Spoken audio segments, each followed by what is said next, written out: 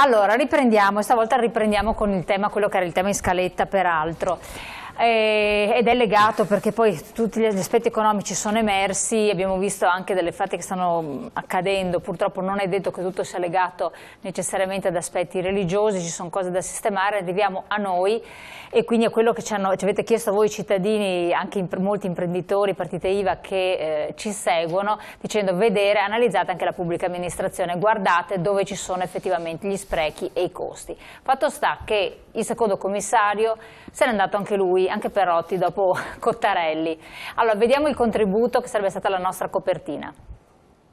Tagliare la spesa pubblica in Italia non è difficile, è impossibile. Con l'addio di Roberto Perotti sono 4 i commissari alla spending review costretti a gettare la spugna per disaccordi più o meno palesi con l'esecutivo.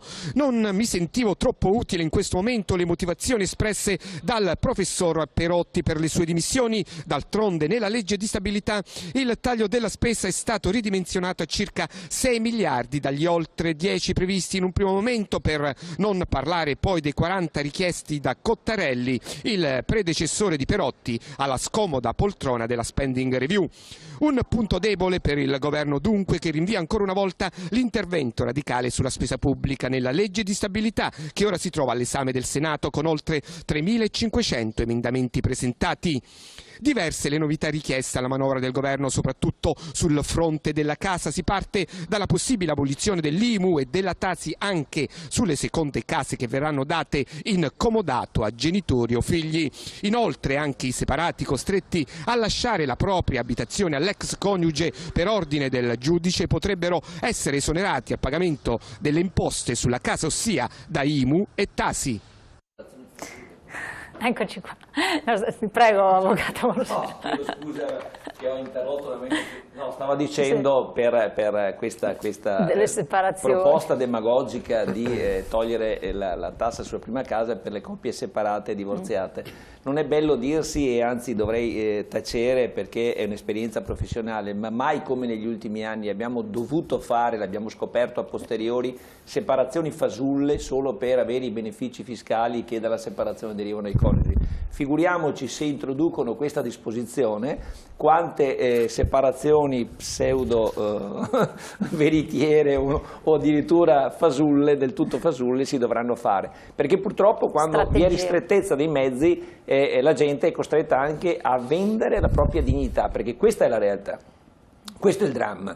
Quindi io non vorrei che di fronte a una misura che appare di equità intelligente, una mano tesa che è in difficoltà, di fatto poi induca molte persone a separarsi o a divorziare per avere benefici fiscali. No, ha fatto bene Lucia. Io vorrei cominciare da lei, Zanetti, sai perché prima i nostri telespettatori non lo sanno, fuori onda ha detto quel titolo non mi piace proprio. I titoli sono sempre delle belle provocazioni, belle o brutte provocazioni che dir si voglia. Ed è nato da sollecitazioni che abbiamo avuto ogni volta qui nelle trasmissioni precedenti. Alla fine ci siamo arrivati al dunque, dovevamo pure affrontarlo sto benedetto problema. Perché a lei non piace sto titolo? Dopo partiamo, facciamo il giro di tutti, intervenite. Titolo perché leggendolo letteralmente la mancata competitività del sistema paese deriva dalla pubblica amministrazione, che è troppo pesante. E allora anche qui dobbiamo... Burocrazia, però le imprese, la burocrazia sì, la ma adesso sempre, dobbiamo intenderci allora, no? Perché se parliamo, allora, faccio una piccola premessa che non è certo laudativa, lavoro da 32 anni al Ministero dell'Economia e Finanze, ho lavorato per molti anni nel Dipartimento Politiche Fiscali, dove si fanno le leggi, una volta si chiamavano finanziarie, oggi si chiamano leggi di stabilità, oggi si chiama Dipartimento delle Finanze, dai nostri uffici esce la legge di stabilità, quindi credo almeno di sapere proprio due cose, ma quelle le so. E quindi lo dico come premessa perché io non sono contrario a diminuire fortemente l'apparato iperburocratico dello Stato. Ma guardate che quell'apparato iperburocratico dello Stato è quello che fa comodo alla politica, perché il grande scambio tra alta burocrazia e politica è quello che impedisce di delegificare, di ridurre le norme, di ridurre le circolari, perché lì dentro a quel stagno non ci sono pesci e i pescecani si alimentano benissimo. Credo di essere stato sufficientemente chiaro ed esaustivo, ma quella è l'alta burocrazia. Altra cosa se si parla, come nel titolo, una PA troppo pesante. E allora qui vi devo dare, mi perdonerete, dei dati. perché se ci sono dei dati e sono incontestabili, perché vengono dall'Eurispes e vengono dall'Istat, ci mette in una dimensione di dialogo che serve a rilanciare il paese anche attraverso una pubblica amministrazione efficace e efficiente. In America, ma lo saprà bene l'economista, la pubblica amministrazione è volano di economia, non è mica una palla al piede dell'economia, perché sono uno stupido a pensare che arrivo ai dati, ma sono pochi. Però che la pubblica amministrazione tedesca, in confronto alla nostra CGIA di Mestre, risparmia 75 miliardi di euro. Ma adesso arrivo. Beh, noi abbiamo, guardi, le do subito questo dato, in consulenza dal 2009 ad oggi, quindi nei diversi governi che si sono succeduti, abbiamo speso 20,2 miliardi di euro, Ragioneria Generale dello Stato. Cioè in consulenze per dare in outsourcing, consulenze per non far fare agli dirigenti che già ci sono nella pubblica amministrazione il loro dovere, oltre che il loro lavoro. Ma allora io penso che bisogna tagliare lì, per esempio. Ma vengo a dei dati, e lo vengo perché, guardi, Pitagora diceva che non c'è niente di più democratico che i numeri. Perché sono democratici? Perché sono indubitabili, se sono quelli non possiamo litigare su quelli, non ci litighiamo su quelli. Allora i paesi nei quali la spesa per quella cosa che voi chiamate pubblica amministrazione più alta sono in Danimarca, dove c'è un'incidenza rispetto al PIL del 19,2, della Svezia 14,4, vi le potrei citare tutti e scopriremo, quindi vado al nocciolo, che in Italia o siamo nella media o siamo ben sotto la media, e anche il costo pro capite salariale di un pubblico dipendente o è nella media o è spaventosamente sotto la media. Dati Istat, non miei della Will, sono dati dell'Eurispes e dati... Quanto costa per esempio a ora, no? Il costo orario del nostro lavoratore rispetto ad un lavoratore inglese? Nella pubblica amministrazione? In generale. In generale, pubblico-privato sta parlando? Beh, costa meno in Inghilterra, però vorrei che ci ragionassimo in maniera più generale su questa affermazione, perché vuol dire tutto e vuol dire niente, voglio dire. 28,50 in Italia, 21,70 in Inghilterra. Assolutamente sì, perfetto. Facciamo parte tutti dell'Europa, però il principio qual è? Che in Italia poi il dipendente guadagna molto meno che... Bravissimo, e io stavo arrivando lì. Il peso delle tasse il cuneo fiscale, il 45 e il 46%. Ma infatti stavo arrivando no, era lì. Giusto per ma stavo arrivando lì. Riscaldare un po' i motori. Perché anche rispetto al numero di dipendenti, siete troppi, io vorrei ricordare che dal 92 al 2009, con il blocco del turnover, si sono persi 100.000 dipendenti. Pubblica amministrazione, qualcuno dirà finalmente, e che dal 2009 ad oggi se ne sono persi 278.774, dati Ragioneria Generale dello Stato. Quindi abbiamo avuto un decremento della massa dei pubblici dipendenti di 400.000 unità, poco più, poco meno. Sì. Chiudo. Se andiamo anche qui a vedere il rapporto tra numero di abitanti e pubblici dipendenti in tutti i paesi europei, tutti e 28, scopriamo che l'Italia è al penultimo posto. Quindi il problema qual è? Il problema è organizzare questa macchina in modo tale che funzioni per i servizi che deve erogare in tempi celeri e di qualità e funzioni per le imprese. Questa è la vera sfida, non è quella di demolirla. E dico una cosa, avete prima parlato di sicurezza, beh io dico, com'è pensabile che il settore delle forze di polizia in Italia, che sono 500.000 dipendenti che ci garantiscono la sicurezza, e non solo perché la polizia, ma poi ci sono i vigili del fuoco, poi c'è la protezione civile e via discorrendo, percepisca uno stipendio medio, un vigile del fuoco non arriva a 1.400 euro al mese, perché di questo stiamo parlando. Allora, quando si dice che il motore di sviluppo è il fatto che la pubblica amministrazione tira il freno a mano, non è vero, bisogna dire che la burocrazia e l'assenza di capacità di delegificare, che sarebbe prodromica e di vantaggio alle imprese, viene non fatta dalla politica, perché preferisce quel terreno di coltura, perché lì si annidano interessi di altra natura e altra matrice.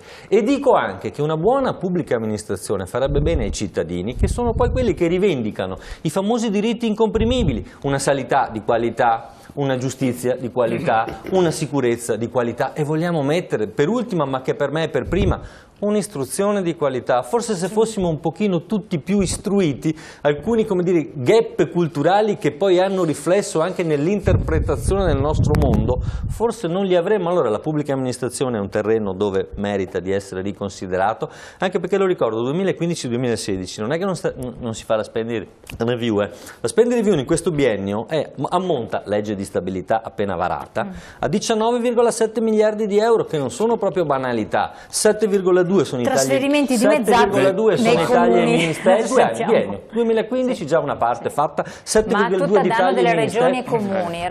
Allora il problema qual è? Però non sono tagli, non sono tagli, sono interventi di spesa, riduzione di trasferimento. No, ma infatti, ma io le dico solo trasferimento, non di spesa. Sì. No, attenzione, in alcuni casi le faccio un esempio. L'intervento che viene in legge di stabilità, e per la verità era già iniziato prima, sulla chiusura degli uffici, accorpamento degli uffici e il fatto che non possono essere più fitti passivi, quelli sono risparmi di spesa, perché quando dici a tutti i tuoi pubblici uffici non puoi più stare in beni che non siano demaniali, dove oggi paghi l'affitto, quello è un taglio di spesa. Sì, però e ammonta a 7,2 miliardi. Quanto incide questo? 7,2 miliardi in biennio. Dall'altro lato della spesa pubblica, in effetti questo. No, ma adesso gli do la parola a Morosina che l'ha chiesta prima, un attimo. Solo mi pare opportuno in premessa, visto che parliamo di revisione della aspetta Zanetti, perché si entra nel microfono, si sente tutto. Chiedo scusa. Visto che parliamo di revisione della spesa, mi pareva opportuno introdurre l'argomento con due osservazioni banali. Una che mi ricordo ancora di maggio, di Sergio Rizzo, nel Corriere della Sera, ha analizzato il problema, diceva che dal 2007, quando per la prima volta si è cominciato a parlare di spending review, al 2014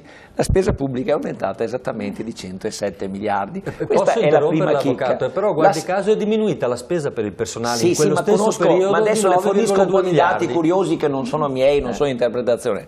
La seconda cosa curiosa è che con una spesa pubblica stimata per quest'anno di 827,1 miliardi, la percentuale rispetto al PIL è del 50,5, che non sta in piedi, vuol dire che spendiamo evidentemente. L'altra cosa, ma fornisco solo dei dati per la discussione e per i telespettatori, li ho presi dalla proposta di revisione della spesa pubblica di Cottarelli, pubblicata esattamente il 27 marzo 2014, un anno e mezzo fa, già smentita ovviamente perché il governo non è riuscito a dare attuazione. Le fornisco solo alcuni punti, ma proprio in battuta flash per i telespettatori, su cosa si poteva risparmiare immediatamente senza fare nulla.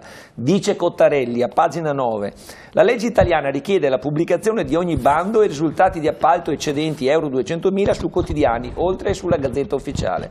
Fossero portati in pubblicazione telematica risparmieremo 200 milioni di euro all'anno. Un dato. Le fornisco un altro, velocemente proprio interessante. Le consulenze nella pubblica amministrazione, consulenze esterne, 1 miliardo nel 2012. Le auto blu.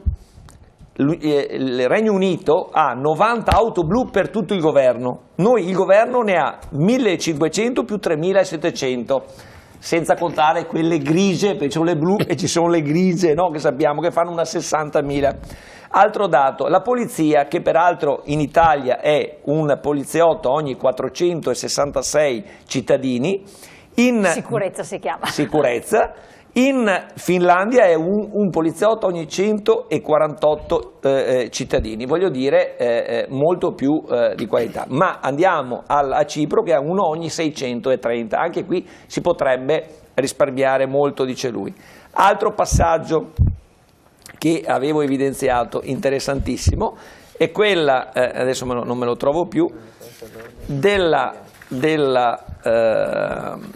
società partecipate locali, l'ultima parte. Una realtà a cui accennava prima l'amico Zanetti, che ben conosce il tema, nella quale si potrebbe tagliare a mani piene, perché lì sta il vero, ed è purtroppo quel terreno di cultura, e uso le sue stesse parole perché condivido il ragionamento e la riflessione, nel quale la politica si avvale della alterazione dei meccanismi burocratici, quelli che non servono il cittadino ma sono funzionali alla politica, per fare tutte le sue operazioni. Si pensi soltanto che per quanto riguarda i centri di acquisto della pubblica amministrazione si potrebbe passare, secondo Cottarelli, da 31.000 a 60-70 centri, addirittura la metà, lui dice, facendo certi interventi. Quindi vi sarebbero margini di intervento straordinari. Io lo tratto dalla relazione di Contarelli, mi sono preso la briga di studiarmela, di leggere. Infatti, non adesso continuiamo. Ed è rimasta testo inapplicato. Esatto, ma infatti la fuga di Perotti in realtà è dovuta al fatto, leggo qui, all'efficientamento della spesa dei ministeri che non era possibile fare e si puntava alla direzione del Viminale dove non è possibile mettere mani.